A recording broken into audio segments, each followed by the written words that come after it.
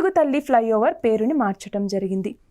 So Telangana ప్రభుత్వం ఏం చేస్తుంది అంటే తెలంగాణ సాంస్కృతిక గుర్తింపు మరియు గర్వాన్ని సూచించేలాగా కొన్ని పేర్లని మారుస్తూ వస్తుంది. అందులో భాగంగా ఆల్రెడీ ఉండేటటువంటి తెలుగు తల్లి ఫ్లైఓవర్ ఏదైతే ఉందో దాని పేరుని ఇప్పుడు మార్చింది తెలంగాణ తల్లి ఫ్లైఓవర్ అన్నట్టుగా.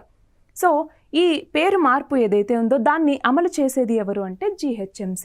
So greater Hyderabad municipal corporation అన్నటువంటిది దీనిని తెలంగాణ తల్లి ఫ్లైఓవర్ అన్నట్టుగా మార్చి ఆ బోర్డ్స్, సైన్ బోర్డ్స్ ఏవైతే ఉంటాయో వాటన్నిటిని చేంజ్ చేయటం జరుగుతుంది ప్రభుత్వ అనుమతితో.